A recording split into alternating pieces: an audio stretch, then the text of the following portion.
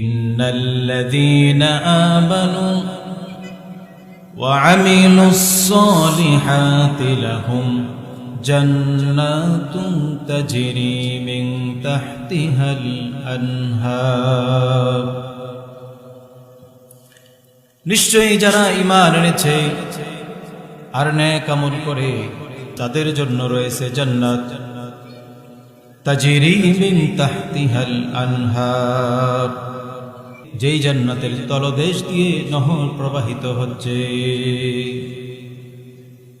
যে জান্নাতের তলদেশে নহর প্রবাহিত। এই আয়াতের শেষে আল্লাহ তাআলা বলেন, যালিকাল ফাউজুল কাবীর, আর এটাই হচ্ছে সবচেয়ে বড় সফলতা। এই দুনিয়াতে সকল পেশার মানুষ, সকল মতের মানুষ সবাই সফলতা চায়, সফল হতে চায়। ব্যবসায়ীরা সফল ব্যবসায়ী হতে চায়, চিকিৎসকেরা সফল চিকিৎসক হতে চায়,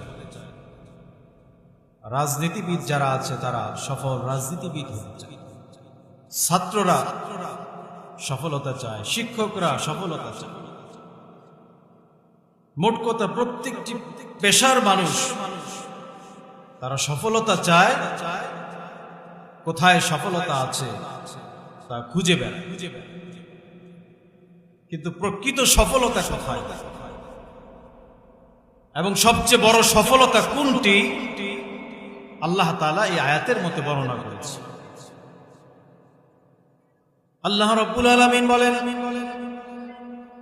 ফামান যুহযিহা আনিন নারি ওয়া উদখিলাল জান্নাতা ফাকাদ ফাজ ওয়া মাল হায়াতুদ দুনিয়া ইল্লা মাতাউল গুরুর। যে